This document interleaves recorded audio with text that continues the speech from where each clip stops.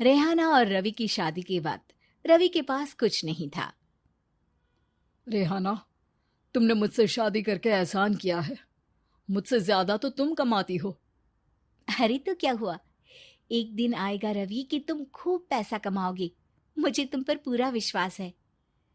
रवि और रेहाना खुद को स्टैंड करने के लिए पूरी मेहनत करते। रेहाना, मैं नौकरी नहीं करना चाहता हूँ। तो कोई बात नहीं, मैं नौकरी करके घर चलाती हूँ, तुम बिजनेस सेट करने की कोशिश करो। एक दिन रेहाना, तुम जानती हो, मैंने जो विज्ञापन बनाने वाली कंपनी खोली थी ना, उसे बड़ी ब्रांड का ऑफर आया है। अब हम लोगों के दिन ब्यारे न्यारे हो गए हैं। मैं जानती थी रवि कि एक दिन तुम सेटल हो जाओगे। रवि का काम अच्छा चल जाता है। एक दिन वो रेहाना से कहता है, रेहाना, अब हम लोगों का बच्चा भी हो गया है। बहुत छोटा है वो। उसका ख्याल कैसे रखेंगे हम? कैसे क्या, मैं गांव से माँ को लेकर आ जाती हूँ। नौकरी से हाफ डे ले लिया करूंगी। अभी तो वो छोटा है, स्कूल जाने तक मैं मैनेज कर लूंगी। देखो रेहाना, मैं अब अच्छा कमा रहा हूँ। तुमको नौकरी करके परेशान होने की कोई जरूरत नहीं है। अरे कैसी बात कर रहे हैं, मैं अपनी लगी लगाई नौकरी कैसे छोड़ दूं? और मैंने तो सुना है हम लोगों को कुछ ही महीनों में सरकारी नौकरी मिल जाएगी। सरकारी नौकरी में कितना कमा लोगी? उतने में तो मैं ड्राइवर रख लूंगा। रेहाना को रवि की बात का थोड़ा बुरा तो लगता है। कम से कम मेरी नौकरी की इतनी बेइज्जती मत करो। भूल गए, इसी नौकरी के बदौलत तुमने अपना बिजनेस खड़ा किया है। अरे वो तो मैं किसी के भरोसे भी कर लेता। देखो, अपने बच्चे को संभालो, घर का काम करो। अब बाहर जाती तुम अच्छी नहीं लगती हो।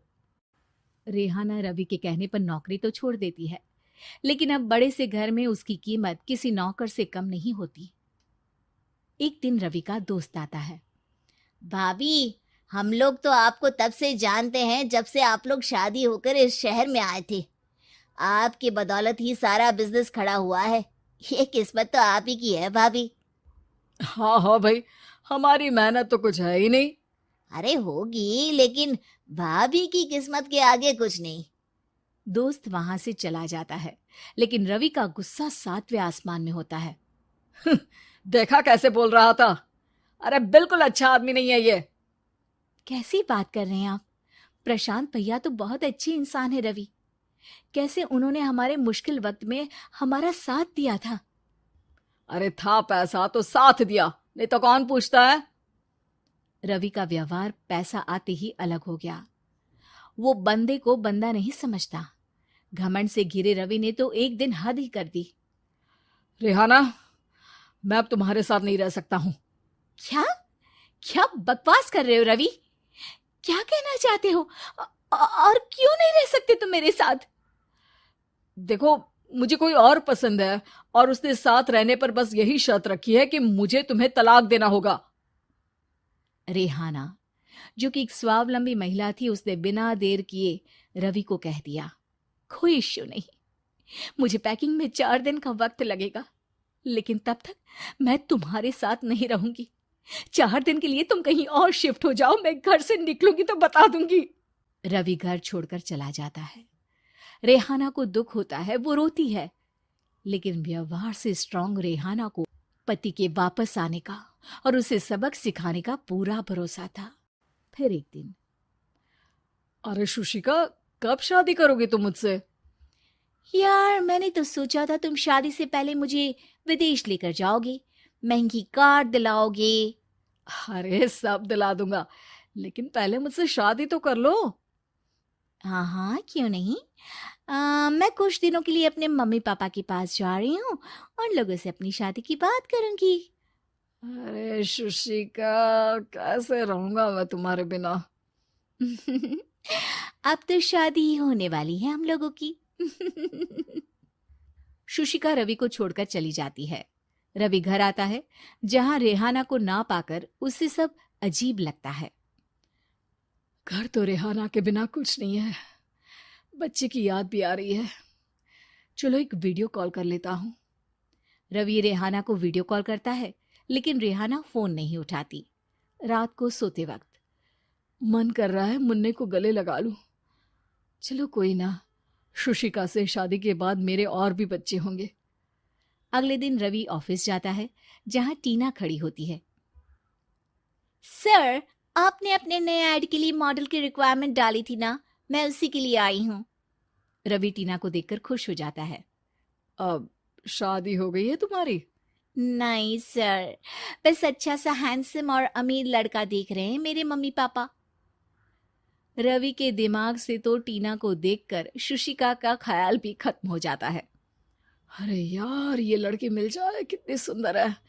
शुशिका तो इसके आगे कुछ नहीं है। अब क्या तुम्हें ऐसा नहीं लगता कि मुझसे मिलकर तुम्हारी ये खोज खत्म हो गई है?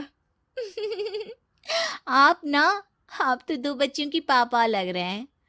अरे नहीं नहीं, मेरी शादी तो हुई थी, लेकिन बीवी को किसी और से प्यार था, मुझे छोड़कर चली गई। खैर, टीना की दोस्ती रवि से हो जाती है, लेकिन 1 महीने बाद शुशिका रवि के पास वापस आती है। मेरे मम्मी पापा तुमसे मिलना चाहते हैं, लेकिन उन लोगों को ये मत बताना कि तुम पहले से शादीशुदा हो, और हाँ, शादी से पहले अपनी सारी प्रॉपर्टी तुमको मेरे नाम करनी होगी। अरे पागल, अब मैं तुमसे शादी ही नहीं करना चाहता। भला ऐसी लालची औरत से कौन शादी करेगा? तभी वहां टीना आ जाती है। रवि, ये पागल सी औरत कौन है? देखो, तुमने ही कह दिया ना पागल, तो पागल ही है। पता नहीं कौन है, कह रही है शादी कर लो, लेकिन शादी से पहले अपनी सारी प्रॉपर्टी मेरे नाम कर दो। बोल तो सही रही है। वैसे तुम जानती हो, मेरी एक सहेली है, उसके पति ने उसे पैसा आते ही छोड़ दिया, जबकि उसको खड़ा करने वाली ही मेरी सहेली थी। और मुझे भी भरोसा नहीं है। अगर मैं भी तुमसे शादी करूंगी तो तभी जब तुम मेरे नाम अपनी सारी प्रॉपर्टी कर दोगे। अरे हाँ हाँ, क्यों नहीं, बिल्कुल कर दूंगा। रवि और टीना की शादी की तारीख तय हो जाती है। वो अपनी सारी प्रॉपर्टी के कागज लेकर शादी वाली जगह पर पहुंचता है, लेकिन वहां टीना आती नहीं। रवि टीना को मैसेज करता है। कहाँ हो? सॉरी, मैं तुमसे शादी नहीं कर सकती, मुझे तुमसे भी ज्यादा पैसे वाला मिल गया। रवि को गुस्सा आ जाता है। वो गुस्से से सारा डेकोरेशन तोड़ रहा होता है कि वहां रेहाना आ जाती है। सर, क्या हो गया? क्या डेकोरेशन पसंद नहीं आई आपको? अ, तुम यहाँ क्या कर रही हो? मैं यहाँ की डेकोरेटर हूँ। क्या आपको पसंद नहीं आई यहाँ की सजावट? रवि दौड़कर रेहाना के गले लग जाता है। मुझे माफ कर दो रेहाना। रवि रेहाना के गले लग जाता है और रेहाना टीना को थैंक्स का मैसेज करती है।